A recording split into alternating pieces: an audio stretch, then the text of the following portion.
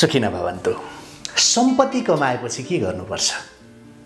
बहुतै सुन्दर भाव सहितको प्रसङ्ग श्रवण गराउने छु आज म तपाईँका लागि। भिडियो अन्तसम्म हेर्नुहोला।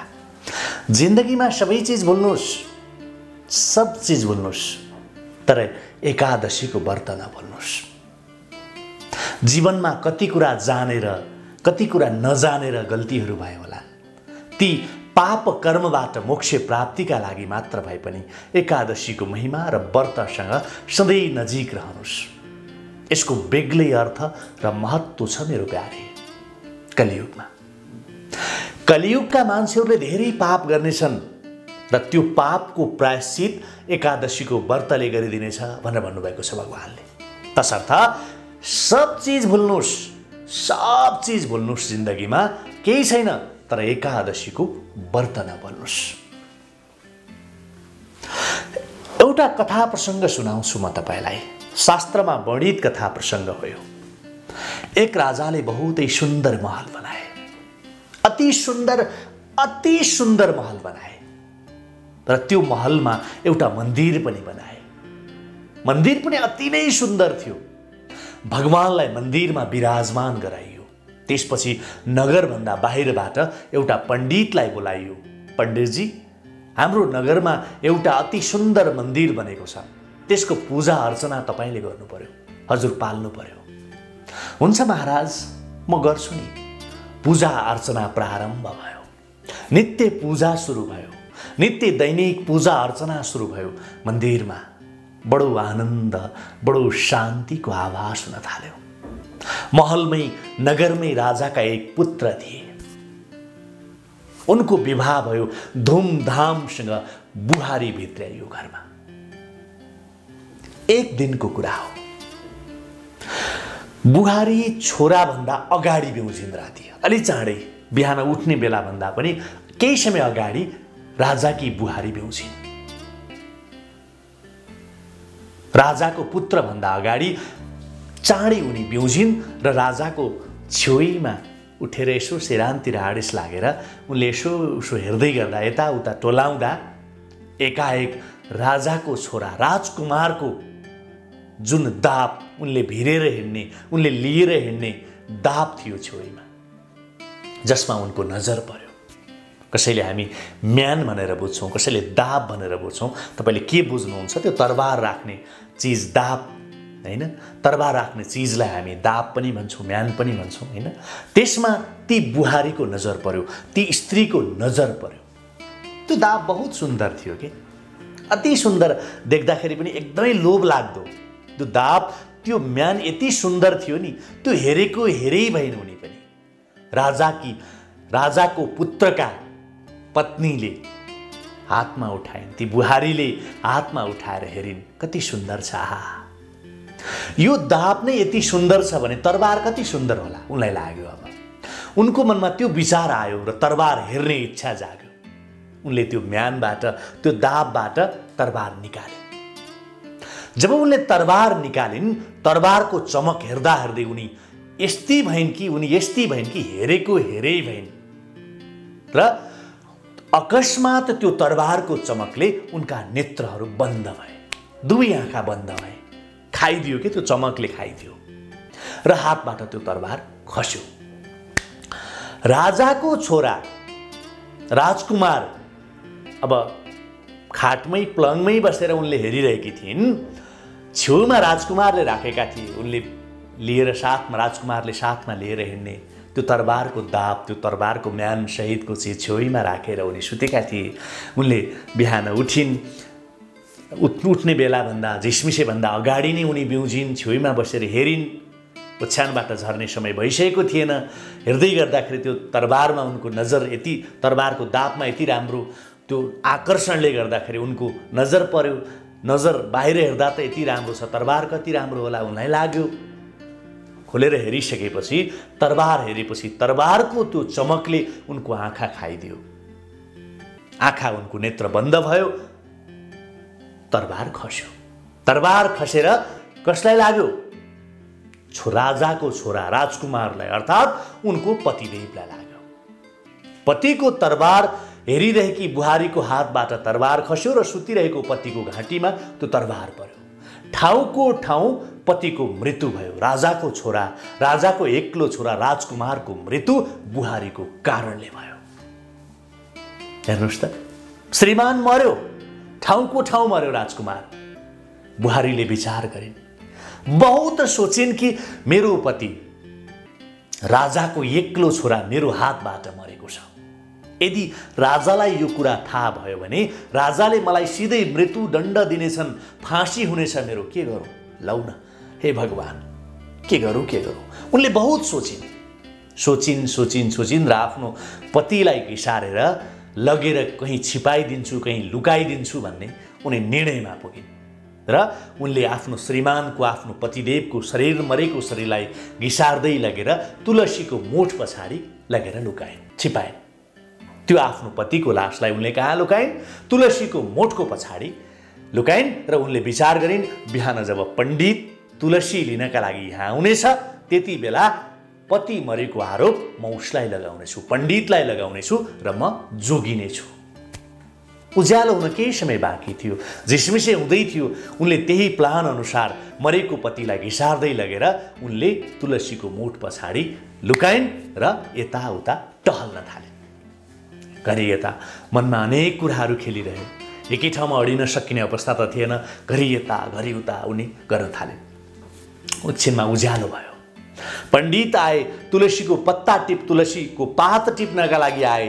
त्यति नै बेला राजाकी बुहारी चिच्याउन थालिन्, अरे मेरो पतिलाई मारिदियो पण्डितले, लौ न मेरो पतिलाई मारिदियो। सारा दरबारमा कोकोहोलो मचाइन् उनले, चिच्याइन्, कराइन्, रोइन्, छटपटाइन् उनी, मेरो श्रीमानलाई पण्डितले मारिदियो, लौ न लौ न लौ न मेरो श्रीमानलाई मारिदियो।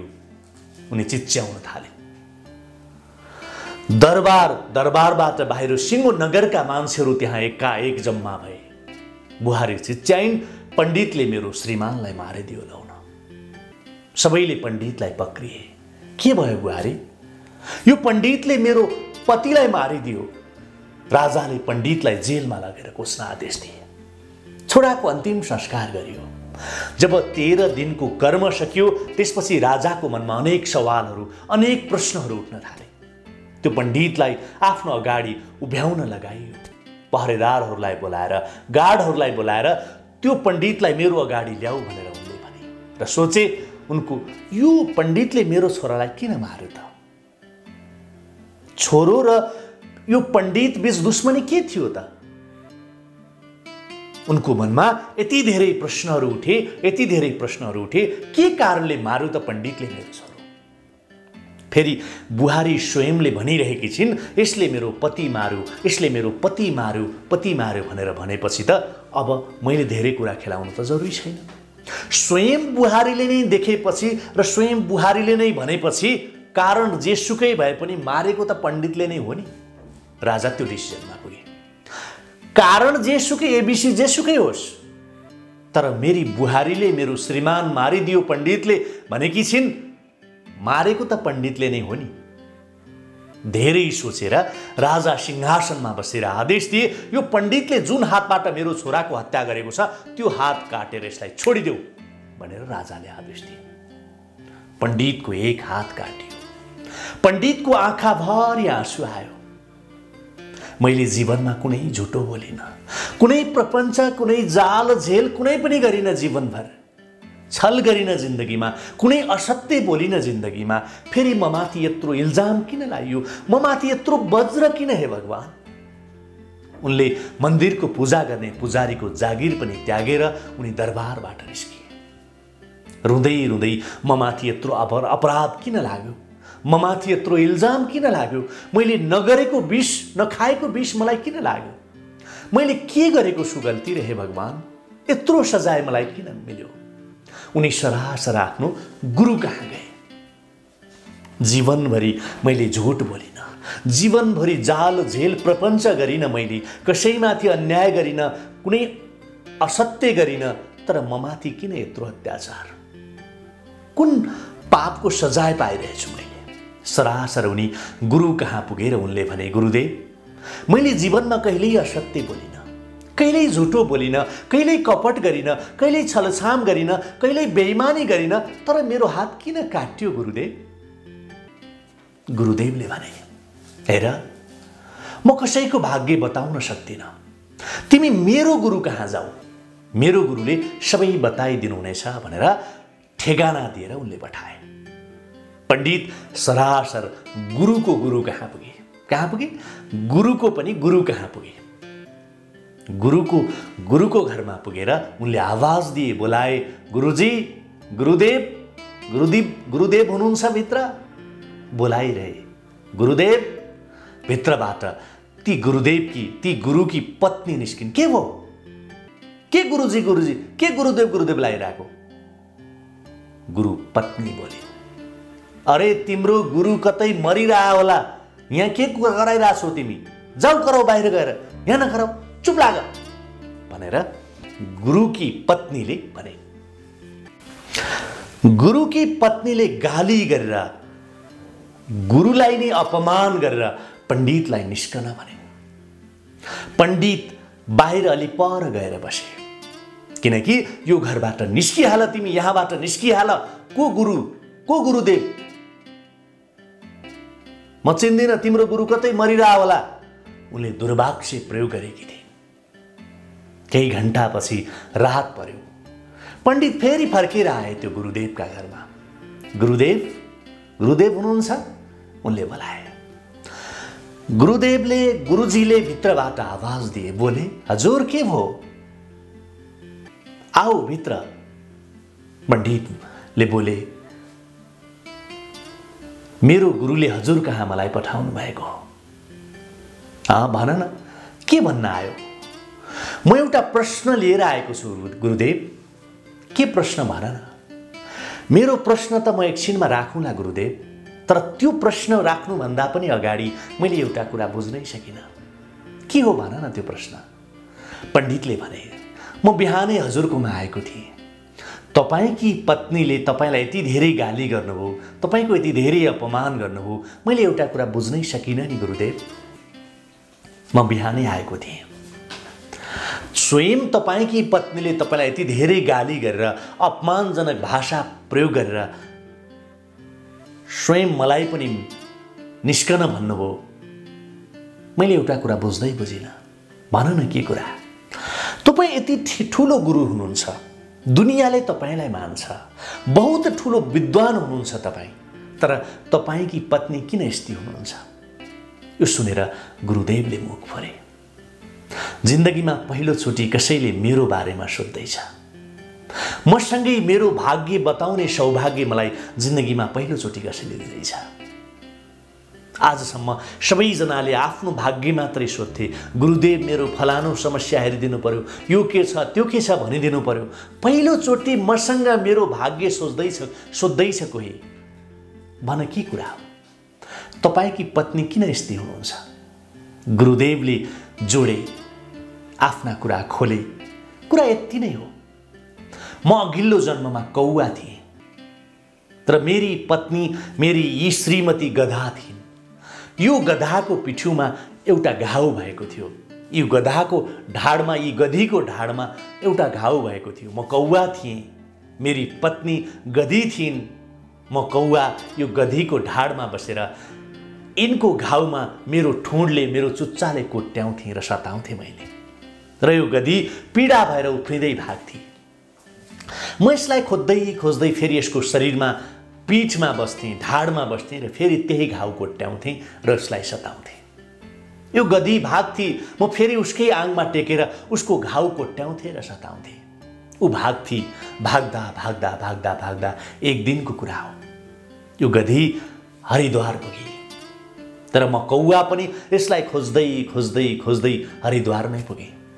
मैले यसलाई भेटाएँ र फेरि यसको ढाडमा, यसको आङमा बसेर यसको घाउ कोट्याउन थालेँ मैले। मेरो ठुँडले, मेरो चुच्चोले जसरी मैले यो गधीको घाउ ठुँगेँ, जसरी मैले मेरो चुच्चोले घाउ चलाउँथेँ र ऊ सहन सक्थिनँ, र यसपटक ऊ फेरि उसलाई त्यही पीडा भयो। त्यही पीडामा ऊ परी र उफ्रिँदै दौडेर ऊ गङ्गामा पुगी। कहाँ पुगी? गङ्गामा पुगी। यसपटक पनि उसलाई त्यस्तै असह्य पीडा भयो र गङ्गामा पुगे। उफ्रेर गङ्गामा दौडिँदा गधी र कौवा दुवै मरे। दुवै मरेपछि यो मेरी पत्नी भई गधा, मेरी पत्नी भई म कौवा यसको पति भएर जन्मिए। पहिले मेरो चुच्चोले, मेरो ठोडले यसको घाउ कोट्याउँथे, अहिले यसले आफ्नो मुखले मेरो घाउलाई कोट्याइरहन्छे, चिथोरिरहन्छे। आफ्नो मुखबाट मलाई अनेक अनेक प्रकारका गाली गरी गरी, अपशब्द बोली बोली मलाई सताइरहन्छे, दुःख दिइरहन्छे। यही कर्मको भोग हो, यही नै कर्मको भोग हो, जो भोग्नै पर्छ, यो नभोगी हुँदै हुँदैन। त्यही कर्म हो। हिजो मैले यसलाई सताएँ, आज यसले मलाई सताउँदैछ। यति नै हो कर्मको भोग। गुरुदेव, हजुरले आफ्ना कुरा त सुनाउनु भयो, अब मेरो बारेमा बताउनुहोस् कि मैले जीवनमा कहिल्यै पनि झुट बोलिनँ, मैले कहिल्यै पनि छल गरिनँ, कहिल्यै पनि बेइमानी गरिनँ, कहिल्यै पनि असत्य बोलिनँ, कपट गरिनँ, फेरि मेरो हात किन काटियो?